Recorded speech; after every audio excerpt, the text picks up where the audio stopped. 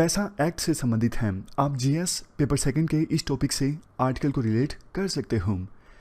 देखो, पैसा एक्ट 1996 को डिस्कस करने से पहले हम बैकग्राउंड जानते हैं ताकि पूरा कंसेप्ट आपको आसानी से क्लियर हो।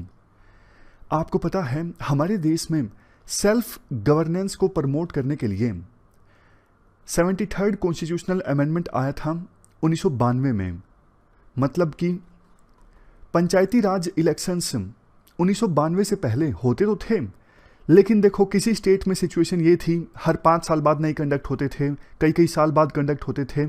मतलब कि देखो सिंपल भाषा में हर एक स्टेट में पंचायती राज सिस्टम अलग अलग था, पावर्स अलग अलग थी। तो इन सब को सिस्टमाइज करने के लिए 73rd अमेंडमेंट आया 1992 में। बट देखो ये जो 73rd कॉन्स्टिट्यूशनल अमेंडमेंट था ना, जिसमें निश्चित प्रोविजन कर दिया गया कि हर 5 साल बाद आपको इलेक्शन कंडक्ट करवाने हैं, ये पावर्स आपको पंचायती राज बॉडीज को देनी है। ये 73rd constitutional amendment article 243 section M के अनुसार शेड्यूल एरियाज और ट्राइबल एरियाज में एप्लीकेबल नहीं था। मैं फिर से बोलता हूं, आप संविधान का आर्टिकल 243 सेक्शन एम देखिए, इसमें साफ तौर पर बोला गया है नथिंग इन दिस पार्ट, यानी पंचायती राज बॉडीज वाला जो पार्ट है ना, उसका कोई भी प्रोविजन शेड्यूल्ड एरियाज में और ट्राइबल एरियाज में एप्लीकेबल नहीं होगा। तो कहने का मतलब क्या हुआ? कहने का मतलब ये हुआ 1992 में 73rd कॉन्स्टिट्यूशनल अमेंडमेंट की सहायता से देश में पंचायती राज सिस्टम तो आया, लेकिन ये पंचायती राज सिस्टम ट्राइबल और शेड्यूल एरियाज में एप्लीकेबल नहीं था। बट अब आप ध्यान से सुनिएगा, थोड़ी कॉन्सेंट्रेशन लगा के। बेशक देखो ये पंचायती राज वाला सिस्टम जो 73rd कॉन्स्टिट्यूशनल अमेंडमेंट की सहायता से आया, ये शेड्यूल्ड एरियाज और ट्राइबल एरियाज में एप्लीकेबल नहीं था। लेकिन आर्टिकल में यह भी लिखा गया पार्लियामेंट अगर चाहे तो एक कानून बना के पंचायती राज सिस्टम को शेड्यूल्ड एरियाज और ट्राइबल एरियाज में एक्सटेंड कर सकता है। और जब पार्लियामेंट इसके लिए कानून बनाएगा ना, तो उसको कॉन्स्टिट्यूशनल अमेंडमेंट भी मानने की आवश्यकता नहीं है। आप सिंपल एक कानून बना दो पंचायती राज सिस्टम को शेड्यूल्ड एरियाज में और ट्राइबल एरियाज में एक्सटेंड करने के लिए। तो सेंट्रल गवर्नमेंट को लगा 1996 में, ठीक है भैया, हमारा क्या जा रहा है, अच्छा है पंचायती राज सिस्टम तो इसे एक्सटेंड करने के लिए शेड्यूल्ड एरियाज में हम एक कानून बना देते हैं। तब आया ये कानून panchayat extension to the scheduled areas act 1996। तो पूरा बैकग्राउंड आप समझ गए कि पंचायती राज सिस्टम को शेड्यूल्ड एरियाज में एक्सटेंड करने के लिए ये एक्ट आया था 1996 में। और जैसे कि देखो हमारे देश में हर बड़ा काम किसी न किसी कमेटी की रिकमेंडेशंस के बाद ही होता है। तो ये जो पैसा एक्ट आया था ना, ये दिलीप सिंह भूरिया कमेटी की रिकमेंडेशंस के बाद आया।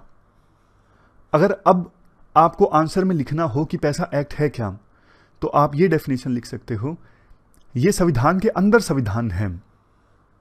इस एक्ट की सहायता से हमारे देश के संविधान के शेड्यूल 5 में जो 10 स्टेट्स आते हैं ना, 10 स्टेट्स के जो 5th शेड्यूल के एरियाज हैं ना, उनमें पंचायती राज सिस्टम को एक्सटेंड किया गया था। क्या सेम टू सेम एक्सटेंड कर दिया गया? नहीं, थोड़ी मॉडिफिकेशंस और एक्सेप्शंस के साथ पंचायती राज सिस्टम को 10 स्टेट्स जो कोई शेड्यूल 5 में आते हैं, उन स्टेट्स के शेड्यूल एरियाज में ये पंचायती राज सिस्टम एक्सटेंड कर दिया गया कुछ मॉडिफिकेशंस और एक्सेप्शंस के साथ। ये है पैसा एक्ट। मिनिस्ट्री ऑफ पंचायती राज जो है वो नोडल मिनिस्ट्री है पैसा एक्ट के प्रोविजंस को इंप्लीमेंट करने के लिए। पैसा एक्ट देखो ग्राम सभा और कम्युनिटी के रोल को रिकॉग्नाइज करता है और आदेश देता है स्टेट गवर्नमेंट्स को कि आप ग्राम सभा और कम्युनिटी को पावर दीजिए, अथॉरिटी दीजिए, ताकि वो सेल्फ गवर्न होकर काम कर सकें। अब थोड़े पैसा एक्ट के प्रोविजंस हम डिस्कस कर लेते हैं। देखो सेंट्रल गवर्नमेंट ने तो कानून बनवा दिया पार्लियामेंट के थ्रू, पैसा एक्ट 1996 में। तो इस एक्ट में तो देखो बेसिक प्रोविजंस थे। तो इस एक्ट के अकॉर्डिंग अब शेड्यूल 5 में जो 10 राज्य आते हैं ना, उनको अपना अपना लोकल पंचायती राज वाला जो एक्ट है ना, वो अमेंड करना था। तो पैसा एक्ट में कौन से बेसिक प्रोविजंस हैं, ये देखिए।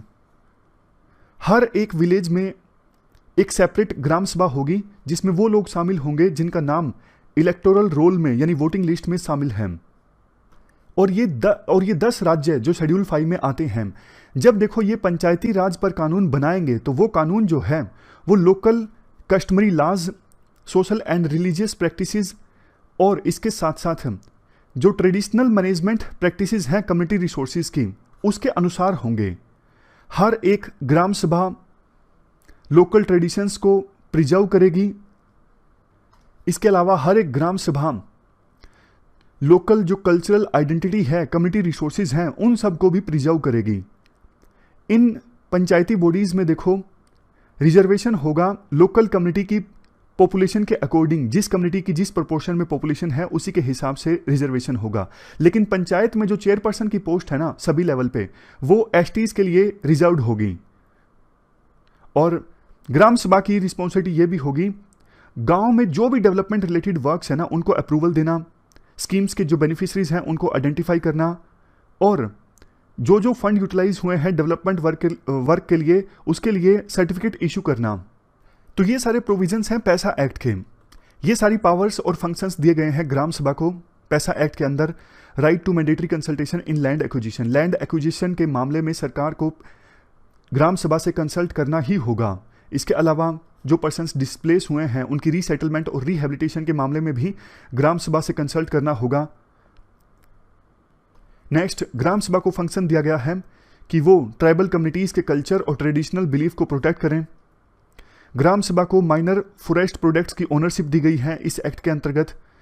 फंक्शन दिया गया है कि लोकल डिस्प्यूट्स को वो रिजोल्व करवाएं। Prevention of land alienation, management of village market, right to control production, distillation and prohibition of liquor, exercise of control over money lending. इसके अलावा और कोई राइट्स जो शेड्यूल ट्राइब से संबंधित हो उसको मैनेज करना, ये सारी पावर्स और फंक्शंस ग्राम सभा को दिए गए इस पैसा एक्ट 1996 के अकॉर्डिंग। इसके बाद नेक्स्ट एस्पेक्ट आता है फायदे क्या क्या हुए, मतलब सिग्निफिकेंस है पैसा एक्ट की क्या है।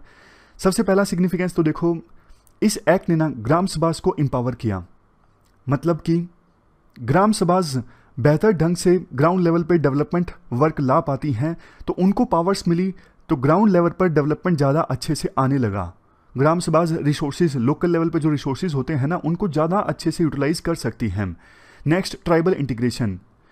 क्योंकि देखो ट्राइबल एरियाज में पंचायती राज सिस्टम आया तो गवर्नेंस लोगों के हाथ में आई, मतलब डिसेंट्रलाइज्ड गवर्नेंस आई। ग्राउंड लेवल पर, ग्रास रूट लेवल पर लोगों के हाथ में जब पावर आई तो ट्राइबल लोगों की जो समस्याएं हैं वो ज़्यादा बेहतर ढंग से सोल्व होने लगी। उनका एक प्रकार से ट्रस्ट बढ़ना स्टार्ट हो गया सरकार के ऊपर। मेन स्ट्रीम में उनका इंटीग्रेशन होने लगा, अदरवाइज तो वो आइसोलेटेड महसूस करते हैं, जिसका एक रीज़न है नक्सलिज्म, माओइज्म। ये सब समस्याएं पैदा होती हैं क्योंकि सरकार के ऊपर उनका ट्रस्ट नहीं होता। जब सरकार के ऊपर उनका ट्रस्ट जगेगा तो ये सब समस्याएं अपने आप खत्म होने लगेंगी। Next, protect ecosystem. पैसा देखो ट्राइबल्स को एम्पावर करता है ग्राम सभा के थ्रू, ताकि वो अपने लोकल लेवल पे जो इकोसिस्टम है ना उसको प्रिजर्व कर सकें। इसका एक बढ़िया एग्जांपल देखो 2013 में देखने को मिला। 2013 में सुप्रीम कोर्ट ने उड़ीसा सरकार को आदेश दिया कि आप कालाहांडी में और रायगढ़ डिस्ट्रिक्ट में बॉक्साइट माइनिंग होनी चाहिए या फिर नहीं होनी चाहिए, इसकी परमिशन लोकल ग्राम सभा से लीजिए। तो बाद में परमिशन जब ली गई तो उन्होंने मना कर दिया। इसके बाद नियमगिरी हिल्स में जो माइनिंग का लाइसेंस था वो उड़ीसा की सरकार ने कैंसिल कर दिया। सबसे लास्ट सिग्निफिकेंस ये है, जब देखो ट्राइबल्स का कंट्रोल होता है लोकल लेवल पे इंस्टीट्यूशंस पर और फंक्शनरीज पर, तो इससे वो ज़्यादा बेहतर ढंग से अपने ट्रेडिशनल कल्चर, रिलीजन और आइडेंटिटी को सहेज के रख सकते हैं। ये तो देखो मेन सिग्निफिकेंस हैं। आप अगर आपको पॉइंट्स इंक्रीज करने हो तो आप बहुत सारे पॉइंट्स इंक्रीज कर सकते हो, जैसे ग्राम सभा की सहायता से जो डिस्प्यूट्स हैं उनको लोकल लेवल पे सुलझाया जाने लगा इस एक्ट की सहायता से। इसके अलावा ग्राम सभा पब्लिक वॉचडॉग का इस्तेमाल करती है, तो रिसोर्सेज का जो यूटिलाइजेशन है वो भी ज़्यादा अच्छे से होने लगा इस एक्ट के आने के बाद। इसके बाद देखो हम डिस्कस करते हैं पैसा एक्ट की लिमिटेशंस क्या हैं। पैसा एक्ट देखो आ तो गया 1996 में, लेकिन हमारे देश में इम्प्लीमेंटेशन तो वीक रहता है, आप इस बात से वाकिफ हो। 4 जो मेजर ट्राइबल स्टेट्स हैं ना, झारखंड, छत्तीसगढ़, मध्य प्रदेश, उड़ीसा, इन्होंने अभी तक पैसा रूल्स को फ्रेम नहीं किया है। हाल फिलहाल में छत्तीसगढ़ से संबंधित न्यूज़ आई थी, लेकिन अभी तक सोचने की बात है। देखो 1996 में एक्ट आया और अभी तक पैसा रूल्स को फ्रेम भी नहीं किया गया है। नेक्स्ट चीज़, बोल तो गया पैसा एक्ट में कि लोकल ग्राम सभा से कंसल्ट करना पड़ेगा अगर लैंड एक्वायर करना हो, लेकिन दूसरे एक्ट की सहायता से लैंड एक्वायर कर लिया जाता है। जैसे छत्तीसगढ़ में कोरबा डिस्ट्रिक्ट में जो अथॉरिटीज़ है ना, उन्होंने लैंड एक्वायर कर लिया कोल बीरिंग एक्ट 1957 के अंतर्गत। मतलब पैसा एक्ट को इग्नोर करने के लिए दूसरे एक्ट्स का सहारा ले लिया जाता है। 2010 में एक स्टडी आई थी, status of panchayat extension to scheduled areas act. इसमें कहा गया आंध्र प्रदेश, गुजरात, छत्तीसगढ़, झारखंड, उड़ीसा, यहाँ पर बहुत ही ज़्यादा पुअर इम्प्लीमेंटेशन है इस एक्ट का। खूंटी डिस्ट्रिक्ट है झारखंड का, यहाँ पर देखो 65% लोग ऐसे हैं जिनका लैंड एक्वायर कर लिया गया और उनसे पूछा भी नहीं गया।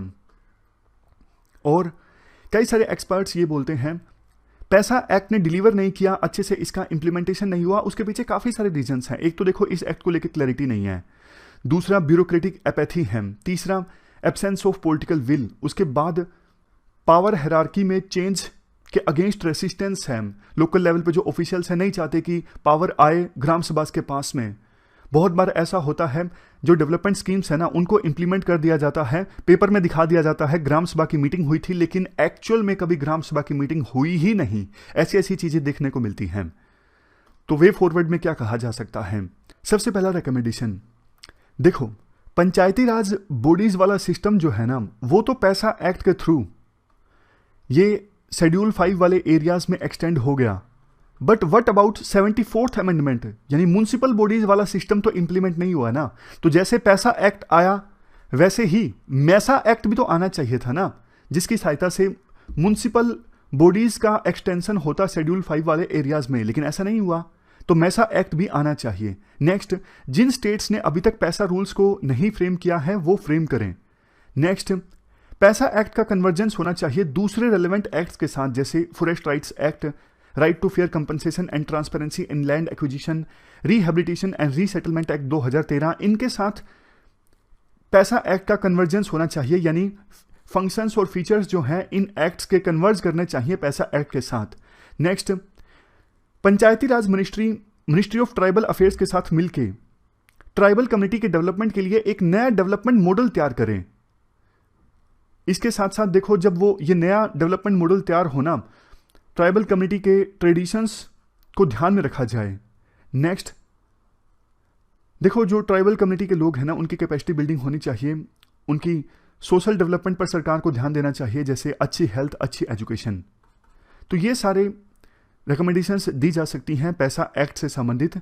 और ये हमने पूरा इशू डिस्कस किया पैसा एक्ट से संबंधित। अब चलते हैं आगे।